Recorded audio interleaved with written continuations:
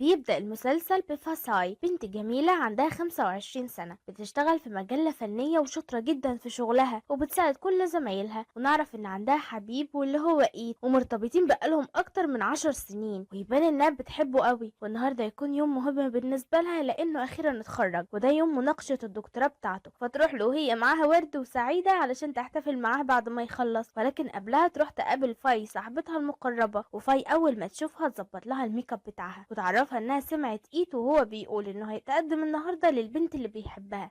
تفرح قوي لانها اخيرا هتكون معاه بشكل رسمي. واول ما يروحوا يتم اعلان نجاح ايت في بحثه، ويكون هيتعين كمان على طول في مستشفى خاصه للدكتور المشرف على بحثه. لا، ويتعين كمان رئيس قسم الجراحه في المستشفى. ويجي وقت ان ايت يعلن عن اسم البنت اللي بيحبها ويرتبط بيها. ففصاي تتحمس جدا وتطير من فرحتها، لكن تتصدم لما تلاقي ايت الواطي بيتقدم لكوان بنت الدكتور استاذه، ويقول قدام الكل ان هي دي الانسانه اللي شجعته وتعبت معاه الفتره اللي فاتت. وطبعا نفهم انه ولا بيحبها ولا حاجه، وانه ارتبط بها مخصوص عشان يكسب كل الصلاحيات دي من وراها. والصدمه تكون كبيره جدا على فا، وقلبها يتجرح، وفاي تزعل عليها جدا. وفا تخرج وهي مش فاهمه هي غلطت في ايه عشان ايتي يجرحها كده. ففاي تواسيها وتقول لها ان غلطها الوحيد انها حبت الانسان الغلط. ولما تاخدها تروحها على البيت، فساي ما ترضاش تحكي لباباها ومامتها على اللي ايت عملوا معاها عشان ما تزعلش حد فيهم. ونوت صاحبتهم التالتة تتصل على فاي وتعرفها انها مش هتقدر تسافر معاها على اليابان لان قريبتها ماتت. ففاي يجيلها فكرة انها تاخد فاساي معاها بدلها، اهي تغير جو بدل ما تقعد هنا واهلها يلاحظوا حزنها. ففا تشوفها فكرة مناسبة وتوافق. على الجنب التاني في اليابان يظهر دانيال، اللي اول ما اي حد يشوفه يبتسم لا ارادي من وسامته وكاريزمته. لكن تحت وسامته المبالغ فيها دي نعرف انه زعيم مافيا في اليابان، وعصابته مشهورة باسم التنين الذهبي، ويكون ماشي وراه طول الوقت رجالته اللي مش بيفرقوه ابدا. فهو يبان عليه الحزن واطلب منهم يسيبوه لوحده، وحزنه ده يكون بسبب ان ده يوم ذكرى وفاة حبيبته بوتان. فيفضل يفتكر ذكرياته معاها وانه قد ايه كان بيحبها. ولكننا نتصدم اكتر لما نلاقي حبيبته فيها شبه كبير جدا من فاساي وكانها توأمها. ونتصدم اكتر لما يفتكر ان بوتان ماتت مقتولة على ايده، ولكنه ما يبانش هو قتلها ليه. تاني يوم فاساي وفاي يسافروا على اليابان، وفي نفس الوقت يوصل كمان على اليابان تشان مينج صاحب اجمل غمازات. ورغم غمازاته الا انه هو كمان رئيس عصابة في هونج كونج، وعصابته مشهورة باسم النمر الابيض. وياخد باله من فاساي وهم في المطار، فيبان ان هو كمان يعرف بوتان فيفكرها هي. فيبعد عن رجالته ويطلع يجري وراها علشان يتأكد من اللي هو شايفه، ولكنها تمشي وما يلحقهاش. ويبان ان مينج جاي على اليابان مخصوص عشان دانييل. ونفهم ان دانييل معاه كتاب اسمه الكتاب الاسود، والكتاب ده متسجل فيه كل الاعمال الغير قانونية لعصابة النمر الابيض بتاعة مينج. فهو يكون جاي علشان ياخد منه الكتاب قبل ما دانييل يسلمه للشرطة ويتقبض عليه هو ورجالته كمان، لانه عايز يقتل دانييل. وافتكر زمان لما كانت العصابة تحت رئاسة ابوه، كان راجع على البيت واتفاجئ هناك لما لقى رجالتهم مرمية ميتة في كل جزء. وتيان كونج الدراع اليمين لابوه هو الوحيد اللي كان عايش، ولكنه كان متصاب. وعرفوا ان عصابة التنين الذهبي هي اللي عملت فيهم كده. ولما مينج يروح يطمن على ابوه واخوه يلاقيهم هما الاتنين متعلقين مشنوقين. فمينج وقتها انهار جدا وعاش السنين دي كلها حقد على دانييل، ومستني الفرصة المناسبة اللي هيقتله فيها علشان ينتقم لاخوه ابوه. ونرجع لفاي اللي تفضل تخرج فاساي وتفسحها وتضحكها وتاكلها عشان تخرجها من حزنها، وتنصحها انها ما تعيطش تاني على اي راجل، بالاخص راجل خاين زي ايت.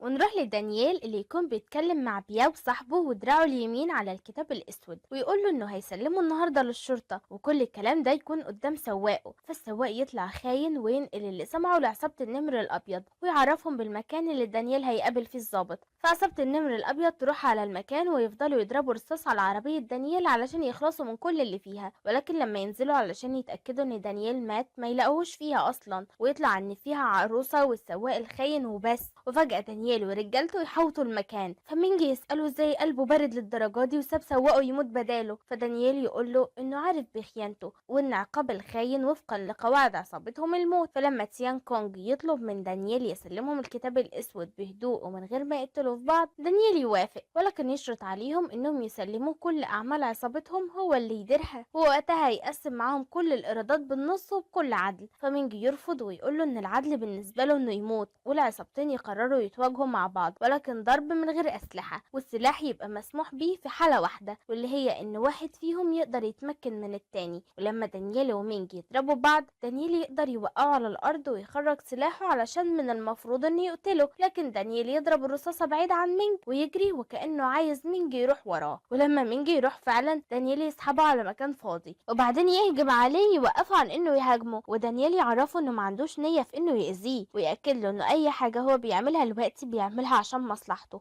لكن مينج ما يصدقوش ويقول له إنه واحد زيه ما بيعملش حاجة غير لنفسه بس، ويبعدوا عنه ويضربه ويتهموا إنه سرق بوتان منه رغم إنه هو اللي كان بيحبها الأول، ده غير إنه السبب في موت أبوه وجنان أخوه بعد الأذى اللي اتعرض له، وده كله بسبب إنهم ما نفذوش أوامره وإن دي فرصته علشان يخلص منه. لكن دانيال يقوم له ويفضل يصد ضربات مينج وبس وما يهاجموش، لكن لما مينج يرفع عليه السلاح، دانيال يضطر يرفعه هو كمان، والاتنين يضربوا على بعض، فالرصاصة اللي مينج ياخدها تجرح جنبه جرح خفيف ولكنها ما تتعمقش في جسمه، ودانيال ياخد رصاصة في كتفه وإصابته تكون أشد. ولما يلاقي مينج مصر يقتله يهرب، وبعد ما اشتباك العصابتين ينتهي، شان مينج يأمر تيان كونج إنه يدور على دانيال في مكان ويجيبهوله، ويكون متأكد إن دانيال مستخبي في مكان قريب لأنه مش هيقدر يبعد بسبب إصابته. في الوقت ده فاساي تقرر تنزل لوحدها تشتري شوية هدايا لمامتها وباباها، وفاي ما تروحش معاها بسبب إنها سهرانة مع أصحابها، ودانيال يدخل على نفس المكان اللي فاساي فيه علشان يشتري هو كمان حاجات يطهر بيهم جرحه. وأول ما يشوف فاساي وعينه تقع عليها يتصدم ويفكرها بوتان، فيروح يقف قدامها ويفضل يبص جامد عليها في ذهول، فمن نظرته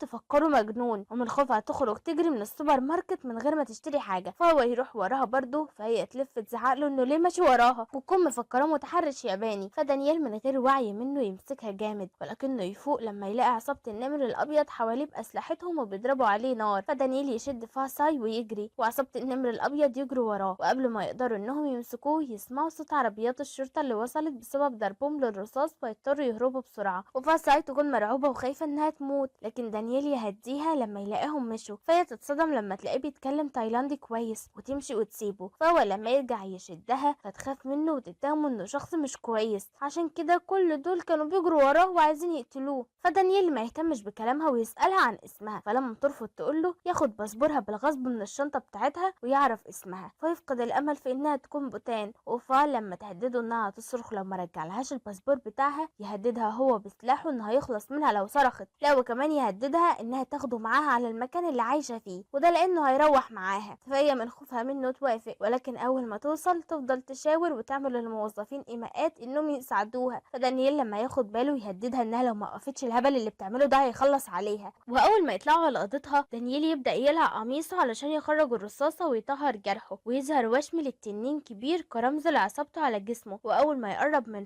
فتخاف فتجري تستخبى في الحمام، وتتصل على فاي تحكي لها إن طلع لها حرامي وإنها مستخبية دلوقتي في حمام أوضتها، ففاي تقلق عليها جدا وتقول لها إنها تيجي تلحقها حالا رغم إن باين عليها إنها شاربة ومش قادرة حتى تمشي. في نفس الوقت يظهر بياو صاحب دانيال ودراعه اليمين، ويكون قلقان جدا على دانيال هو كمان وماشي في الشوارع يدور عليه، وفجأة تطلع قدامه فاي اللي من كتر ما هي شاربة ومش في وعيها تقع في نص الطريق، وتفضل تطلب منه يساعدها لحد ما يغمى عليها خالص. في الأثناء دي دانيال يقرر يستخدم خنجره في إنه يخرج الرصاصة، وفجأة فاي تسمع صوته وهو بيتألم، فلما تخرج له تشوفه وهو بيخرج الرصاصة تتخض جامد عليه لجرحه يلتهب، ولما تقترح عليه انها تتصله بالاسعاف يرفض، فتفهم انه خايف يروح بسبب اللي كانوا بيجروا وراه، فتقوله انه لازم يبقى شخص جيد علشان ما يتأذاش بالشكل ده، وبسبب قلبها الطيب تقرر انها تساعده. فلما يسألها يرد لها جمالها ازاي تقوله انها مش عايزة منه حاجة خالص، وانها هتصبر عليه لحد ما رجالته يجوا ياخدوه من هنا، وبعد كده مش حابة انها تشوف وشه تاني. ودانيال يلاحظ انها تستخدم له لزق جروح مرسوم عليه ورود والعاب، فيضحك ان مافيا زيه بهيبته هيتحط له الحاجات الكيوت دي، ويبان انها شاطره في معالجه الاصابات، وده لانها كانت طول الوقت جنب ايد بتساعده وبتتعلم منه. وبعد ما تخلص تطلب من دانيال يفكر في حاجه تخليه سعيد عشان ما يحسش بالالم، فدانيال يقوم باصص لها جامد، ولما تساله بتبص لها كده ليه يقول لها انه بيعمل الحاجه اللي هتخليه سعيد، فتتوتر وتقوم بسرعه من جنبه ترجع للحمام، فهو يشوف مذكراتها فيفتحها ويقعد يقرا فيها ويعرف منها حاجات كتير عنها، وهي لما تخرج وتلاقي مذكراتها في ايده تشدها منه وتتعصب عليه وتحطها في شنطتها وتقوله انها تسيبه يقعد هنا براحته يستنى رجالته، وهي هتنزل تستنى لحد ما هو يمشي. فدانيال يقول لها انه عرف عنوانها وانها لو فكرت تعمل اي حاجه تضر بيها مش هيسيبها في حالها. واول ما فا تنزل من الفندق يبان ان تيان كونج هو وشويه من عصابه النمر الابيض قاعدين تحت بيستنوا دانيال. واول ما تيان كونج يشوفها يفكرها هو كمان بوتان، فينزل يشدها ويكون عايز ياخدها معاه بالغصب، فتفضل تصرخ تطلب المساعده. فبطلي الله يعمر بيته يجي يضرب تيان كونج وينزلها ويحميها من اي حد منهم يقرب لها، ولكن تيان كونج يرفع عليه السلاح ويضربه ولسه هيقتله تقوم فوا هجمه عليه عضه لحد ما دانيال يقوم يدافع عن نفسه. وبعد كده دانيال ياخدها بسرعه ويركبوا عربيه عصابه النمر الابيض علشان يهربوا بيها. فتيان كونج يفضل يضرب عليهم نار، فالعربيه بعد فتره تتعطل بيهم وتقف في نص الطريق، ولكن من حسن حظهم يعدي عليهم راجل ياباني طيب بعربيته، ولما يلاقي عربيتهم بايظه يصعبوا عليه، فيقترح عليهم انهم يجوا يقعدوا عنده في البيت لان الجو هيبقى مطر وبرد عليهم. ففا ما تكونش فاهمه اي حاجه من كلامهم، ودانيال يوافق على طول من غير تفكير ويشد فا ياخدها معاه. واول ما يوصلوا على بيت الياباني فتستغرب هما بيعملوا ايه هنا، وتتصدم لما دانيال يعرفها انهم هيباتوا عنده، وتقول له انها لازم ترجع علشان فاي هتقلق جدا عليها. فيعرفها انهم لو رجعوا دلوقتي هيلاقوا الرجاله اللي بيطاردوه لسه هناك، وانه حاليا تعبان مفيش عنده طاقه يتخانق مع حد. ولما يدخلوا يلاقوا الجد الياباني هو ومراته مجهزين لهم هدوم واوضه فيها سرير واحد بس. فتستغربوا وتساله وهي متعصبه قال ايه للجد والجد علشان يخليهم يجهزوا سرير واحد. فعرفها انه كذب عليهم بانها مراته، وانه عمل كده عشان محدش فيهم ياخد عنها فكره وحشه بوجودها مع شخص غريب في ميعاد زي ده، فتتثبت وتهدى وتاخد بالها ان شنطتها مش معاها، فتخرج بسرعه تدور عليها، ولكنها تفتكر انها وقعت منها عند الفندق. فدانيال يسالها اذا كان موجود في الشنطه صوره ليها، فلما تقول له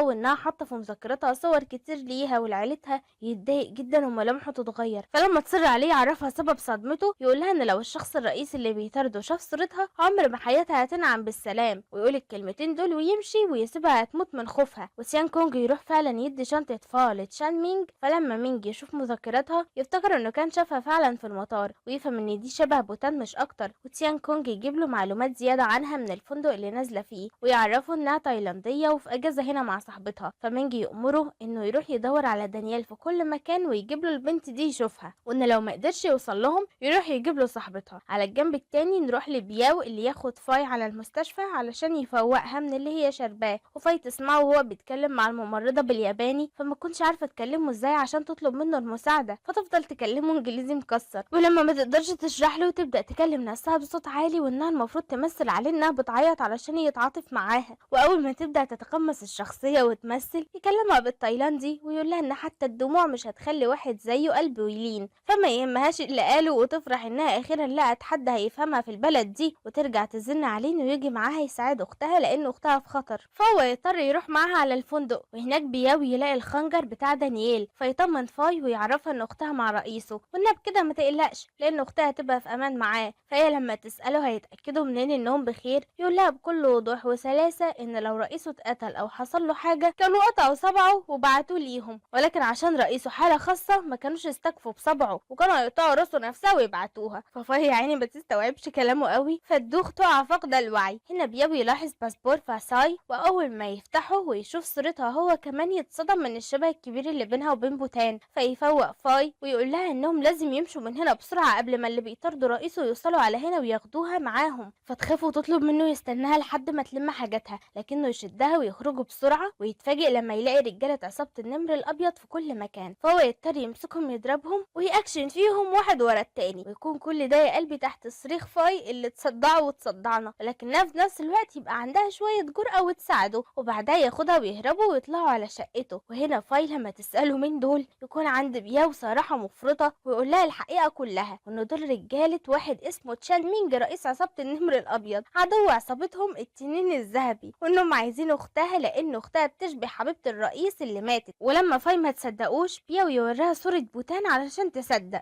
ولما فاي تحس انها بتحلم بياو يطلب منها تدخل تاخد شاور ويسيبها ويخرج، وبعد شوية يرجع لها وهو معاه هدوم كتير ليها بماركات مختلفة، ويعرفها انه بعت رجالته يجيبوا لها حاجاتها هي واختها من الفندق. وبالليل طول ما دانيال نايم يفضل يحلم ببوتان، وفي كل مرة يقرب منها يلاقيها بتنزف فيفضل يعتذر لها ويعيط، ولكن يفوق على صدفة ساي وهي بتصحيه وبتنادله بالعملاق، وده لان لحد الان متعرفش اسمه. فدانيال يحذرها انها تقرب منه وتصحيه تاني، لانه لما بيتفاجئ بيسحب مسدسه وممكن ممكن يفضيه فيها، فيتعرفوا انها صحته لما لقيته بيعيط وهو نايم، وتطلب منه يقوم يغير هدومه علشان هيرجعوا، وتعرفوا انها عندها خطة بانها ترجع للفندق من غير ما اللي بيطاردوه يعرفوهم، وتجيب له فحمة وتقول له انهم هيستخدموها علشان يغمقوا بشرتهم ويتنكروا كده محدش هيعرفهم، فيتريق على خطتها ويفهمها ان اللي هي بتستخبى منهم دول مش ناس عادي، وانهم اذكى مما هي تتخيل، ويطلب منها ما تفكرش تاني، وانه هيجهز لكل حاجة لما يحس انه مستعد. فهي ترفض انها تفضل معاه وتقوله انها تقدر تعتمد على نفسها وهترجع هي وتسيبه لوحده، فدانيال ما يمنعهاش، وده لانه عارف انها مش هتعرف حاجة في اليابان وشوية وهترجع، ولكنه يتصدم لما يلاقي فا غسله هدومه من الدم وكويهم له، فيخاف عليها ويلبس ويقرر يدور عليها. واثناء ما فا تكون في طريقها تقابل واحدة ريفية وتفضل تطلب منها المساعدة وانها عايزة ترجع لبلدها، فاليابانية ما تفهمش فا وتفكرها بتطلب منها خضار من اللي معاها، ففا ترجع على بيت الجد والجدة وهي شايلة ومحملة خضار وتكون محروجة من دانيال قوي. شوية تروح تساعد الجدة وتقعد لوحدها وتفضل تعيط، فلما دانيال يشوفها يروح لها يواسيها، فتتعصب عليه وتهدده انها تحكي للجد والجدة علشان يساعدوها، فتتعصب عليه ويحذرها انها تقول لهم حاجة الا اذا كانت عايزاهم يموتوا، ويعرفها ان الناس اللي بيطاردوهم خطيرين جدا، وانهم لو عرفوا بمساعدة الجدة والجدة ليهم مش هيسيبوهم في حالهم، ويطلب منها تهدى وتستنى لان بتسرعها هتأذيهم كلهم. شوية بعد ما تهدى تروح تقعد لوحدها في مكان هادي، ودانيال يجي لها ويسألها بتعمل ايه، فتعرفوا انها بتكتب رسالة وداع لباباها ومامتها، ده لانها حاسة انها ممكن تموت في اي وقت،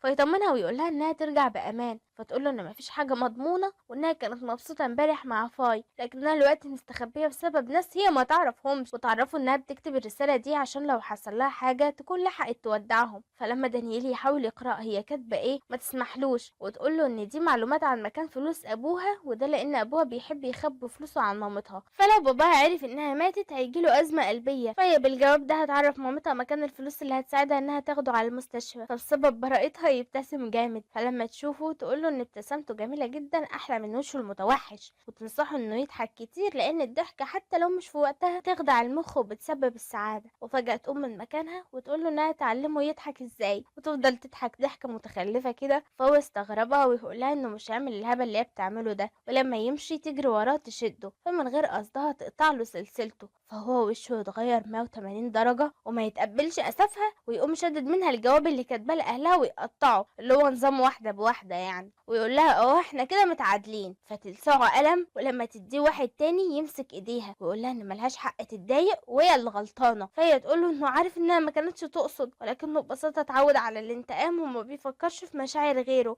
وانها مش هتسمح له اكتر من كده، ومن اللحظه دي كل واحد هيروح في طريقه، ولما تمشي يروح يوقفها ويقول لها انه مش هيسيبها تمشي، ويقوم شايلها علشان يرجعها معاه، فتقوم عضاه، ولما تقع رجلها تتلوى وتكون متضايقه جدا منه ومش طايقاه، فهو عشان يرضيها يقوم ضحك بنفس الطريقه اللي هي علمتها له، ويطلب منها تديله فرصه يصلح من نفسه معاها وتسيبه يحميها، فهي تحن وتسامحه بسرعه، وتقوله انه محظوظ لانها بتحب تدي فرصه تانية لغيرها، وبعد ما يتصالحوا يشيلها ويرجعوا سوا على بيت الجد والجده، ويفضل يهتم بيها وبرجليها، وطريقته تكون متغيره جدا معاها ومتحسن كتير عن الاول. على الجنب التاني في تايلاند كوين تعرف من ايد انه لسه معرفش فاساي بعلاقتهم، فتزعل منه، ولان ايد ما شافش فا يوم تكريمه يفكرها لسه معرفتش بخيانته ليها، فيطلب من كوان تصبر عليه وهو هيعرفها هي باهلها، وما يكونش قادر يقول لهم لانه مش قادر يخذل اهل فا بسبب انهم هم اللي ربوه بعد وفاة اهله، فكوان تعمل نفسها عاقله ومتفهمه موقفه، وانها كانت بتطلب منه يعرفهم علشان ما حدش يقول عليها انها خطفت حبيب بنت تانية، فايت يقول لها ان سبب حبه ليها انها ناضجه واعقل من فاساي بمراحل، فهي ترسم الطيبه وتطلب منه ما يقولش على اي بنت كلام زي ده، ومن نظرتها يبان انها ولا طيبه ولا نيله، ده غير انها تروح على مطعم اهل فا وتعمل نفسها بتسال عن مكان بيت ايد، فلما يدلوها عليه يسالوها تقرب له ايه وتعرفه منين، فهي تستغل الفرصه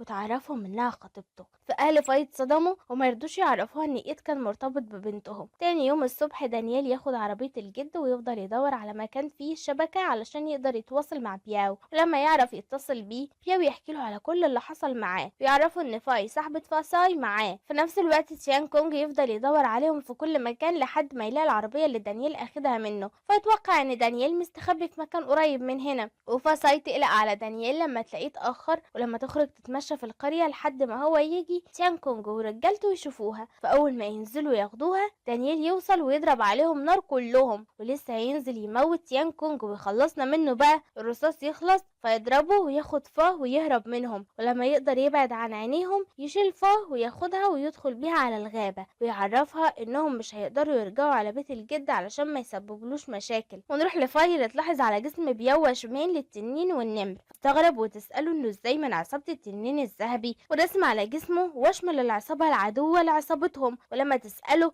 يتعصب عليها ويطلب منها ما تتدخلش في اللي ملهاش فيه. وبالليل دانيال وفاي ناموا في الغابة، وفا لما تصحى وتلاقي دانيال مديها الجاكيت بتاعه تخاف عليه لا يبرد، فلما تروح تغطيه يشدها جنبه ويقولها ان عندها حاجات كتير مميزة مش موجودة عند اي واحدة غيرها، زي الرقة والقلب القوي اللي مليان طيبة. فيطلب منها توعده انهم لو حتى ما شافوش بعض في المستقبل ما تسمحش لحد انه يؤذي قلبها او اي حاجة تغيرها. فتفرح بكلامه وتوعده انه عمرها ما هتتغير. وفتاني يوم تصحى وتفضل تبص عليه وكأنها وقعت في حبه. ولما دانيال يعرفها ان رجالته جهزوا لها كل حاجة هي واختها وانهم هيرجعوا النهارده تايلاند، تعرفوا انها فرحانة بانها اخيرا هترجع لاهلها، ولكن يبان على وشها الحزن انها هتسيبه وتكون زعلانة جدا. في نفس الوقت يجي خبر لعصابة النمر الابيض من جواسيسهم ان بياو اخد صاحبة فا ورايحين ناحية المينا. واول ما دانيال يوصل مع فا للمينا تلاحظ طريقة رجالته معاه وانه قد ايه مهم، فتستغرب قوي وتسأله هو مين بالظبط، فهو ما يردش عليها ويعرفها ان ده الوقت المناسب انهم يفترقوا وان رجالته هياخدوها لاختها. ولكن كلامه يتقطع بوصول عصابة النمر الابيض، فهو لما يؤمر رجالته ياخدوها بسرعة ترفض تمشي معاهم وما تكونش عايزة تسيبه من خوفها عليه. فدانيال يتعصب عليها، لكن رغم كده عينه تبدأ تتملى دموع انها تبعد عنه. فجأة يقوم ماسكها من ايديها ومقرب منها جامد، وكل ده يكون تحت صوت الرصاص والناس اللي قاعدة تموت. وبعدها فا تسيبه وتمشي مع رجالته في طريقها لتايلاند. بعد شهرين تظهر فا اللي تكون لسه عايشة على ذكرياتها في اليابان مع دانيال، وتكون محتفظة لسه بالجاكيت بتاعه وسلسلته اللي هي قطعتها، وعايشة على امل انها ترجع تشوفه من جديد. وتاني يوم الصبح وفرحة شغلها تحس ان في حد بيراقبها وماشي وراها، ولما تبص تشوف مين ما تلاقيش حد. فيجيلها مكالمة من المكتب وتعرف ان المجلة اللي بتشتغل فيها اتحرقت، ولما تروح تلاقي كل حاجة هناك متدمرة. وبالليل وهي مروحة تحس تاني ان في حد ماشي وراها، فتجري وهي خايفة تستخبى منه، ولكن فجأة يطلع لها تشان مينج. فلما تخاف منه وتهرب تيان كونج هو كمان يطلع لها ويوقفها. ففا تفتكره على طول وتعرف ان مينج رئيسهم. فمينج يتكلم معاها بكل ادب ويعتذر لها لو رجالته سببوا لها اي ضرر، ويؤمر تيان كونج انه يعتذر منها. فهي من خوفها تقول لهم انها مسامحاهم كلهم وان المهم عندها ما تشوفش حد فيهم تاني. ولما تيجي تمشي مينج يوقفها ويديها شنطتها اللي وقعت منها ويعتذر لها انه فتحها وقرأ دفتر ملاحظاتها، ولكنه من خلال الدفتر قدر انه يتعرف عليها. ففا تشد من ايده الشنطة وتجري على امل انهم ما يضايقوهاش تاني. ولكن اول ما تروح تلاقي في الدفتر رسمة غريبة لشخصين مشنوقين، ومينج يطلب من تيان كونج ما يشيلش عينه من على فا، وده لانها هي اللي هتوصلهم لدانيال، لانه متأكد ان دانيال استبدل بوتان في قلبه بيها. وكل ده لاحظوا من قلقه عليها وتقربوا منها في المينا، وانه قرر يستخدم فا في تدميره. ويبان ان مينج هو اللي محرض رجالته يولعوا في المجلة اللي فا بتشتغل فيها. على الجنب التاني في هونج كونج يظهر دانيال اخيرا، وبياو يعرفوا بان عصابة النمر الابيض وصلت لفا وقابلوها. ونرجع تاني يوم الصبح لتايلاند لما فاساي تكون رايحة شغلها عادي، ولكنها تتصدم لما تلاقي تشان مينج قاعد في مطعم بيتهم مع باباها ومامتها، ويكون جاي كأنه زبون عادي، ولكنه يتعرف عليهم ويقعد يحكي ويتحكى معاهم. ففا تخرج بسرعة من البيت، ولما تلاقيه جاي وراها تسأله عن الرسمة الغريبة اللي لقيتها في دفترها. فهو من غير مقدمات كتير يعرفها على نفسه ويديها كارته ويطلب منها تيجي تشتغل معاه، وان وقتها هتعرف معنى الرسمة دي. فلما تسأله عن نوع الشغل اللي هو عايزها فيه يعرفها انه شاف رسمها في الدفتر وان رسمها مليان بالمشاعر، فعايزها تيجي ترسم لاخوه لان رسمها هيعجبه وهيتسبب في ان حالته ممكن تتحسن للافضل. فهي تستغرب وتكون عايزة تفهم ايه نوع حالته اللي يخليه يوظف له رسامة. فيرفض يحكي لها ويقول لها انها لو عايزة تعرف توافق على الشغل معاه، ويغريها بانه هيدفع اي مبلغ هي تطلبه. واثناء كلامهم ايتي يعدي بعربيته ويقف لما يشوفها ويسألها لو في مشكلة معاها. ففا من غير تفكير تركب معاه عشان تخلص من مينج، لكن مينج يوقفها ويطلب منها تفكر كويس في عرضه ويوعدها انها مش هتندم. ولما إيتي يسألها عليه ما ترضاش تحكيله، ولما تحس إنها بعدت عن مينج تطلب منه يوقف وإنها حابة تمشي هي، فيسألها إذا كانت بتتصرف معاه كده بسبب زعلها منه لارتباطه بكوان، ويحاول يبرر لها علاقته بيها إن كوان الوحيدة المناسبة ليه. فتفهمه إنها مش زعلانة بسبب علاقته معاها، ولكنها كانت حزينة لأنه خدعها، وبعدين تطلب منه ينسى لأنها دلوقتي على عكس ما هي زعلانة منه، وإنها عايزة تشكره لأن بسببه صدفة الأفضل في اليابان، فيفرح إنها مش زعلانة منه ويطلب منها إنهم يبقوا صحاب.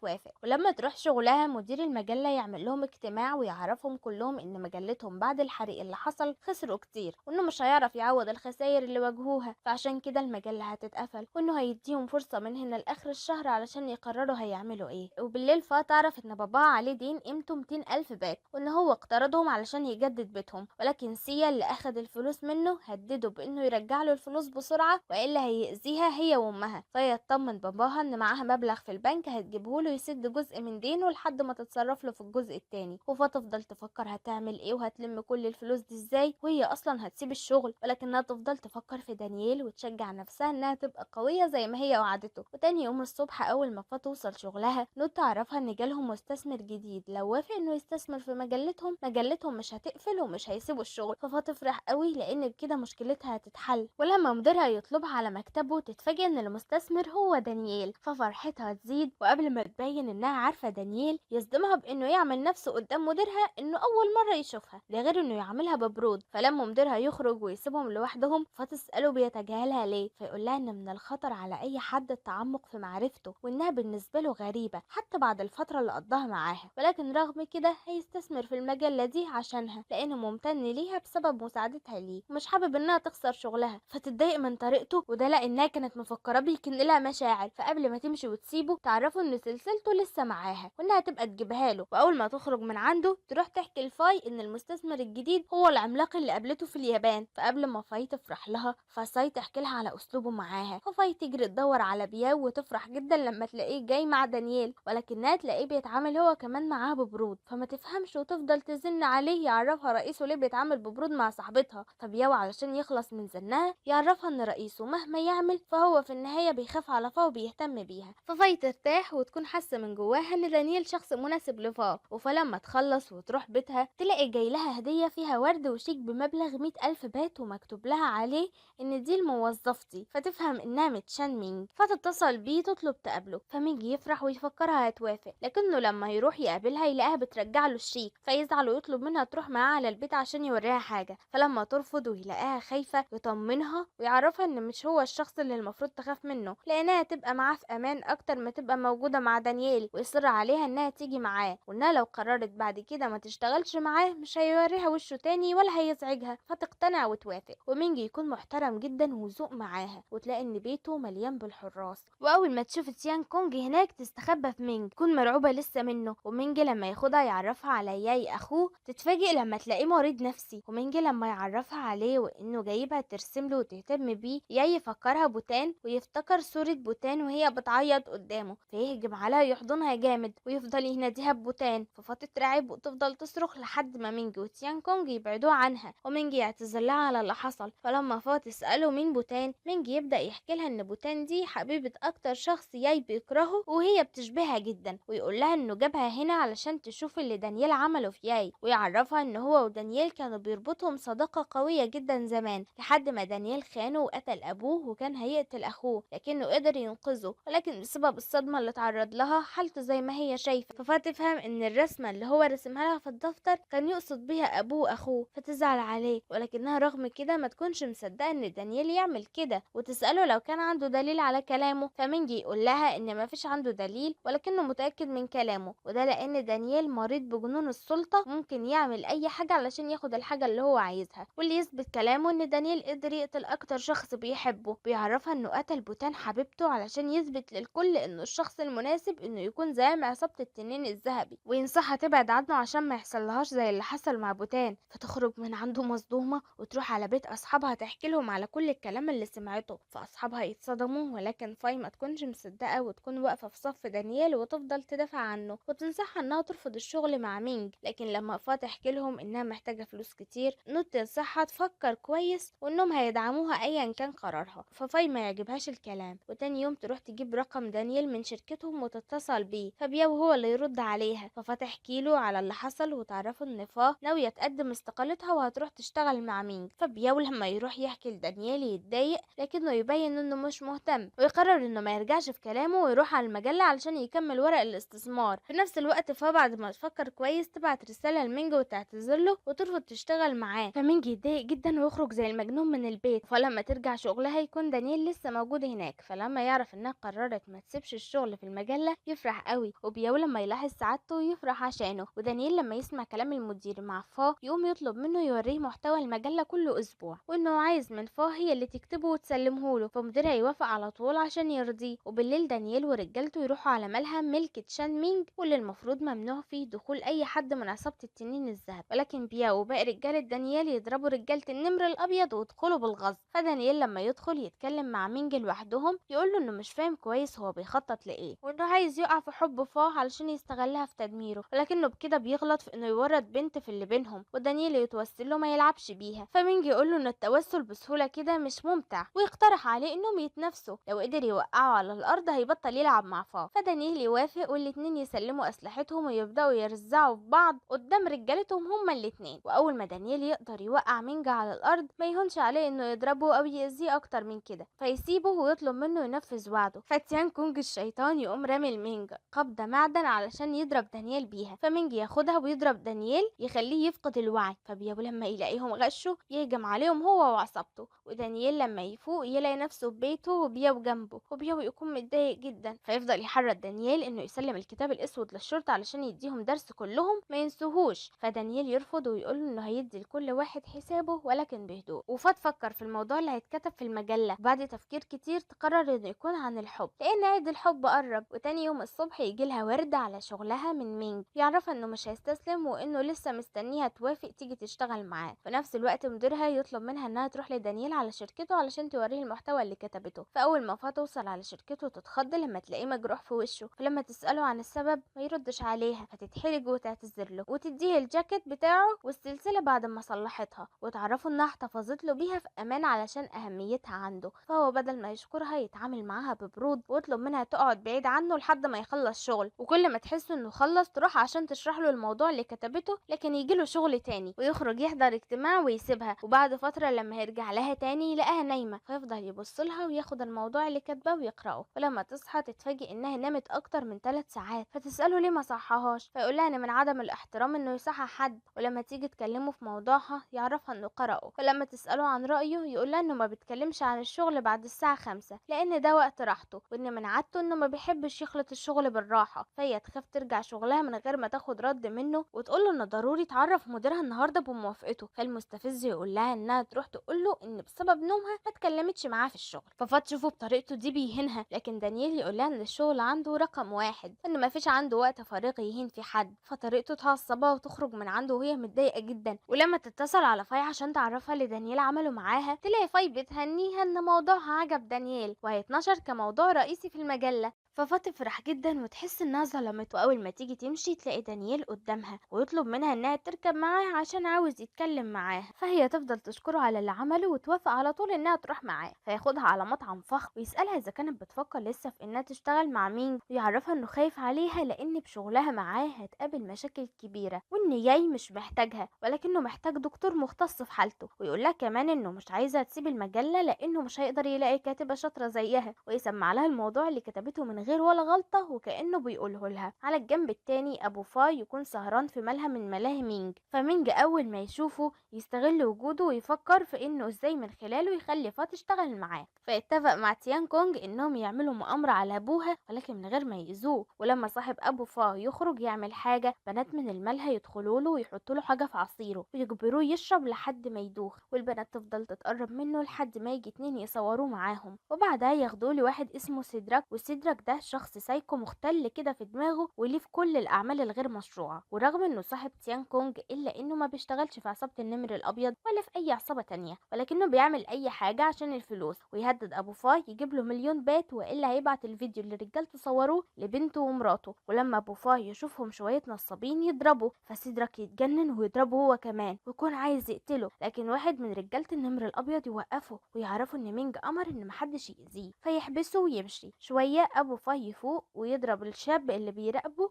ويهرب. في نفس الوقت فا تيجي جنب الملهى علشان تاخد ابوها ويروحوا سوا، ولما تتصل بيه ابوها يطلب منها تيجي تساعده بسرعة وما يلحقش يقولها على مكانه. سيدرك يشوفه ويمسكه ويضربه جامد، لكن فا تيجي واول ما تشوف اللي بيحصل له تخاف عليه وتحاول تبعد سيدرك عنه، لكن سيدرك لما يلاقيها جميلة يأذيها قدام ابوها، فمنج يوصل على صراخها ويبعده عنها ويفضل يضرب فيه انه ملتزمش باوامره. وابو فا ما يستحملش فكرة ان بنته اتأذت قدامه بسببه، فيتعب جامد ويقع يفقد الوعي. فمنج ينقله على مستشفى خاصة واللي هي بتاعت ابو كوان، وكوان هي اللي تباشر حالته، ولما تخرج من عنده تطمنهم ان ابوها عدى مرحلة الخطر ولكنه محتاج يعمل عملية ضروري. ففا ومامتها يتصدموا لانهم مش عارفين هيجيبوا فلوس العملية منين. فمنج يزعل جدا عليهم ويرجع يطلع كل غضبه على سيدرك. فالشيطان تيان كونج يهديه ويعرفه ان اللي حصل ده في مصلحتهم، ويفضل يزن عليه انه يستغل الفرصة ويجبر فا تشتغل معاهم. فتاني يوم الصبح منج يروح لها ويعرفها انه مستعد يدفع كل مصاريف ابوها في مقابل انها تشتغل معاه، ولكن المرة دي مش عشان جاي، ولكنه عايز يجيب له كتاب معين من دانييل واللي اسمه الكتاب الاسود، ويعرفها ان الكتاب فيه اسرار شغل عيلته وان دانييل سرقه بعد ما قتل ابوه وبيهدده يسلمه للشرطة. ففاتفة من الكتاب فيه معلومات شغله الغير قانوني، فتقوله ان دانييل ساعدها كتير وانقذ حياتها فمش هتقدر تخدعه. فيتعصب عليها ويقول لها ان هو اللي هينقذ حياة ابوها وانها لازم تعوضه. فتفهم ان هو ورا اللي حصل لابوها، ولما تسأله ما يقدرش ينكر، فتضربه بالقلم وتقوله انه جرب وجع فقدان الاب فازاي يدوقه لها، وتعرفه انها موافقة تجيب له الكتاب ولكن مش عشان خايفة منه، ولكنها تعمل كده عشان تساعد ابوها وتخلص دانييل منه، وده لانها اتأكدت ان هو الشخص القذر الحقيقي مش دانييل. ولما تسيبه وتروح على المستشفى تطمن على ابوها تلاقي دانييل هناك بيزوره بصفته مديرها في الشغل، ولما يسألها مين اللي عمل كده فيه ما ترضاش تقول له الحقيقة وتكذب عليه انهم شوية بلطجية ما تعرفهمش، ولكنها سامحتهم هي وباباها. ولما تسأله اذا كان يعرف معنى كلمة المغفرة وانها عايزاه يتعلم يطلب المغفرة من اي شخص ارتكب في حقه غلط، فيفهم انها بتقول له كده علشان عايزاه يتصالح مع تشان مينج، فيقول لها ان الامور بينهم فات الاوان على تصحيحها. فهي لسه هتطلب منه يديلها الكتاب الاسود علشان ينهوا اللي بينهم. دانييل يحس ان في حد بيراقبهم فيشوفه ويجري عليه ويضربوا في بعض، واول ما هما الاتنين يرفعوا اسلحة على بعض فتاخد بالها ان اللي بيهاجم دانييل ده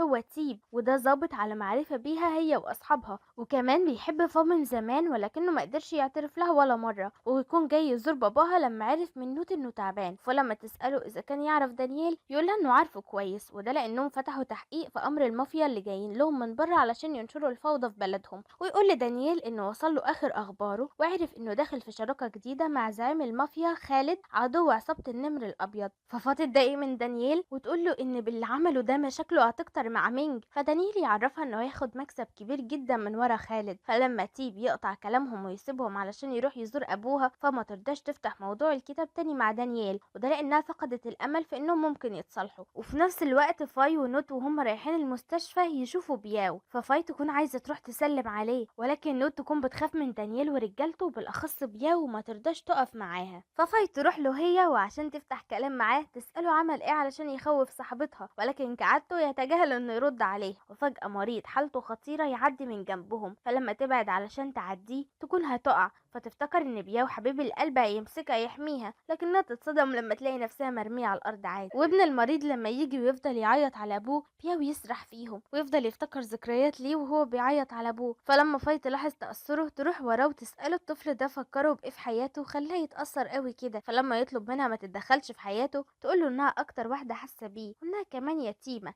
وتحكي له ان ابوها وامها ماتوا وهي عندها 10 سنين، وان بعد ما ماتوا قررت انها تبقى جميله وغنيه لان حزنها هيزعل اهلها. فلما يمشي توقفه، فهنا روح راجل العصابه تهب على بياو وينسى انها ست ويكسر لها دراعها. فدانييل يأمره يعتذر لها وبياو يوعدها انه هيتحمل مصاريف المستشفى. وبالليل ابو فا يعمل العمليه، ولما مامتها تسالها جابت الفلوس منين فا تكذب عليها الناس تلفتهم من واحد زميلها وهتسدله الفلوس على اقساط. شويه كوان تخرج لهم وتطمنهم ان العمليه نجحت وان باباها عدى مرحله الخطر. ففا لما تروح وراها عشان تشكرها كوان تقول لها انها لو عايزه تشكرها بجد تبعد عن إيت وتبطل تزعجه، وتكون عايزة تعرفها إن إيت ما بيخبيش عنها حاجة، وتقول لها إن حكالها إنها طلبت منه يوصلها. فافا ما ترضاش تكذبه بشكل مباشر، وتقول لها إن مش كل حاجة تتحكى لها تبقى هي الحقيقة، وترجع تشكرها تاني. ولكنها تقول لها إن شكرها المرة دي مش عشان أنقذها لحياة أبوها، ولكن بتشكرها عشان أخدت إيد بعيدة عن حياتها. فكمان تبقى تتجنن إزاي تقول لها كده، ويبان إن تشام مينج واقف بيسمع كلامهم، فيروح ورا فا ويكون فرحان بيها إنها بتسيطر على مشاعرها. فهي لما تطلب منه هو كمان يسيطر على مشاعره ويقعد مع دانيال ويسمعه، يطلب منها ما تستهونش بدانيال وإنه شخص قاتل،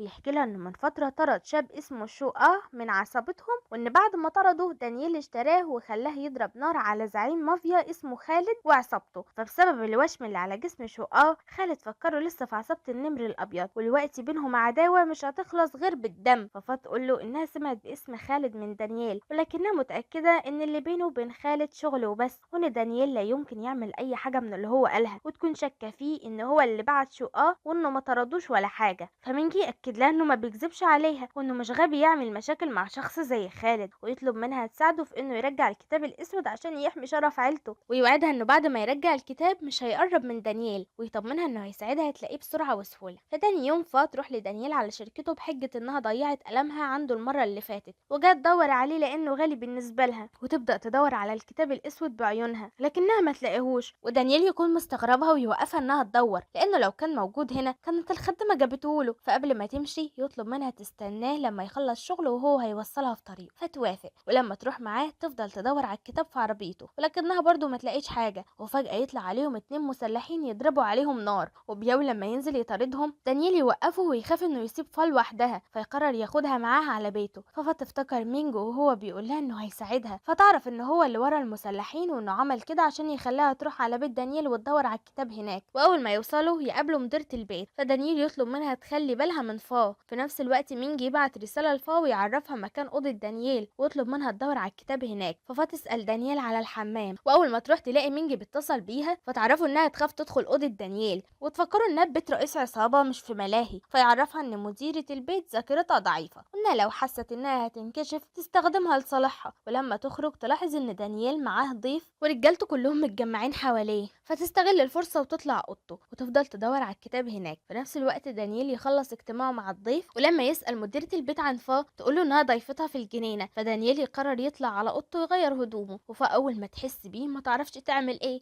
وتستخبى بسرعة وهي ماسكة كتاب كبير من كتبه، وتكون مرعوبة جدا لا يشوفها. وفجأة تلاقي دانيال هيغير هدومه قدامها، فتتحرج وتخبط نفسها بالكتاب من غير ما تقصد. فدانيال لما يسمع صوت الخبطة يكون هيروح يشوفها، ولكن لحسن حظها بياو يدخل عليه ويطلب منه يجي بسرعة يوريه حاجة، ويطلع انه عايز يوريه مينجي اللي واقف قدام القصر. فبياو يفكروا انه بيراقبهم ويكون عايز يروح يضربه، لكن دانيال يمنعه. وفلما تيجي تهرب من الأوضة وتروح ترجع لمكانها تسمع بياو وهو بيقول لدانيال انه دور على حقيقة الشخص اللي ضرب نار على خالد، وانه اكتشف انه كان من عصابة النمر الابيض زمان. وعلى ما يعتقد مينجا هيفكرهم هم اللي ورا استئجاره علشان يلفقوا اللي حصل لعصابته، ويطلب منه يقعد مع مينج ويفهمه الحقيقة عشان يبطل يقرفهم ويسبب لهم مشاكل. ففا تفرح ان دانيال ملوش علاقة زي ما كانت متوقعة. ولما تيجي تنزل بسرعة جو سواق دانيال يشوفها، فلما دانيال يسمعه وهو بيكلمها يخرج بسرعة يشوفها بتعمل ايه هنا. ففا بسبب توترها والخبطة بتاعة الكتاب مناخيرها تنزف، فدانيال يقلق عليها جامد ويشيلها ياخدها على اوضته ويفكرها تعبانة او بتتوجع، فيفضل يهتم بيها. ولكن بعد ما يطمن عليها يرجع يسألها طلعت ليه، فتكذب عليه ان مديرة البيت هي اللي طلبت منها تطلع على الحمام اللي فوق لان حمام تحت مفيش فيه مية. وفي اخر اليوم لما تكون هتروح على بيتها تروح تحضن مديرة البيت وتكون شايلة الذنب انها كذبت باسمها، وبعدها تروح لاصحابها وتقول لهم انها كانت في بيت دانيال عشان تدور على الكتاب بس ما لقتوش ولقت حاجة تانية، وان دانيال مش السبب في اللي بيحصل لمينج. فاصحابها يشكوا ان في حد بيوقع بين العصابتين عشان المشاكل تستمر بينهم. فبسبب ان نود بتخاف من بياو وبتكرهه تشككهم فيه اول واحد. ففاي لما تفتكر انها شافت على جسمه وشمين تحكي لهم، وعلى الجنب التاني يظهر ان بياو و2 تانيين من عصابتهم وهم بيخططوا لحاجة من ورا دانيال. وتاني يوم الصبح لما دانيال يروح على المجلة فاي تفضل تراقب بياو وهو لما ياخد باله منها ويشوفها يهددها انها ما تقربش منه تاني وتضايقه، فهي تقوم مصوته ولم عليه الناس. فلما دانيال يسأله عمل فيها ايه، فاي هي اللي ترد وتعرفه انها كانت عايزاه يتحمل مسؤولية اللي عمله في ايديها، ولكنها لما شافت سلاحه خافت. فلما دانيال يسألها عايزاه يتحمل المسؤولية ازاي، تعرفه ان عندها شغل كتير النهارده وهتفضل لوقت متأخر، فعايزاه يوصلها لبيتها عشان مش هتقدر تسوق بايديها. فدانيال يوافق ويسمح لبياو يفضل معاها، ولكن لما بياو يرفض بحجة انه مش هيطمن عليه لو بعد عنه، دانيال يعرفه انه مش هيتحرك كتير النهارده، وده لانه هيروح لبيت فا عشان حابب يطمن على باباها. فمدير فا يلاحظ اهتمام دانيال بيها، وبعد ما دانيال يمشي يروح لها ويطلب منها تساعده، وتقترح على دانيال انه يكون وجه اعلاني لمجلتهم، وده لانه وسيم جدا وهيجذب الناس انهم يشتروها. ويعرفها انه عرض عليه فكرته ورفض، ولكنه عنده احساس انها لو عرضت عليه هي هيوافق، ويوعدها ان لو دانيال وافق هينشر لها رواية من تأليفها في الصفحة الاولى. وبالليل لما دانيال يروح يزور ابو فا في البيت يلاقوا ايد داخل عليهم، فابو فا يعامله بطريقة وحشة بسبب خداعه لبنته. ومن طريقة كلام ابوها معاه دانيال يفهم ان ايد كان حبيب فا وسابها عشان يتجوز واحدة غنية، ورغم كل الكلام الجامد اللي ابوها يقوله له ايد ما يكونش عنده ريحة الدم ويفضل قاعد. ويفهم هو كمان ان دانيال حاليا يعتبر رئيس فا في الشغل. فلما ابو فا يتعب يستأذن من دانيال ويقوم علشان يرتاح، وفا ومامتها يروحوا معاه عشان يوصلوه. فايت يحس بالغيرة من دانيال ويسأله اذا كان اشترى المجلة اللي فا شغالة فيها، فدانيال يعرفه انه مجرد مستثمر. فايت يكون عايز يبين له ان هو وفا قريبين من بعض، ويقول له غريبة ده فا ما حكتليش ولا مرة عنك. فدانيال يقول له بكل برود ده يا حبيبي عشان بطلتوا تتكلموا بس، ده غير انه يقوم شكره ويقول له انه بسببه قدر انه يقابل فا ويقع في حبها من اول نظرة، ويطلب منه يحتفظ باعترافه ده كسر بينهم. على الجنب التاني بياو يفضل يستنى فاي تحت شغلها، ورغم انها مخلصة من بدري وما وراهاش حاجة غير انها تبص عليه وتسرح فيه، تتأخر في انها تنزل له عشان تضايقه. ولكنها اول ما تشوفه بيتكلم في الموبايل تنزل جري عشان تعرف هو بيكلم مين، ولكنها برضه ما تعرفش، فتركب معاه. ومجرد انه يوصلها على البيت تطلع ان نوت مستنياها ويروحوا وراه يراقبوه. واول ما يوصلوا لمكان معين بياو يتقابل مع نفس الاتنين اللي من عصابته، ويكونوا محضرين فخ لتشان مينج ومستنيينه يعدي. فلما تشان مينج يوصل يوقعوه ويضربوه، فنوت وفاي يتخضوا ويبعتوا لفا رسالة بسرعة يحكوا لها اللي شافوه. في الوقت ده ايت يمشي، ولما دانيال يلاحظ الرسالة في موبايل فا يقرأها، ففا لما تجيله يسألها عن مكان اصحابها. في نفس الوقت بياو يكون اخد مينج وماسكه مخرشم له وشه من الضرب، ومينج مش يتلم ويتضرب وهو ساكت، لا ده يفضل يضحك ويقول لبياو مالك ضعيف كده ليه يا عم، ما تنشف شويه وانت بتضرب. فهنا بياو اخر ما اتخنق منه يقوم ماسكه ومقرر يرميه من مكان عالي، لكن دانيال يوصل مع فا. فلما بياو يبص له دانيال يطلب منه يوقف، فبياو ولا يسأل فيه وينفذ قراره ويرميه برضه. وبس كده، استنوا الجزء التاني قريب جدا ان شاء الله. وقبل ما انهي اتمنى من كل قلبي تعيشوا قصة حبكم في الحياة وتتقابلوا مع ابطال وبطلات احلامكم. بحبكم جدا، سلام.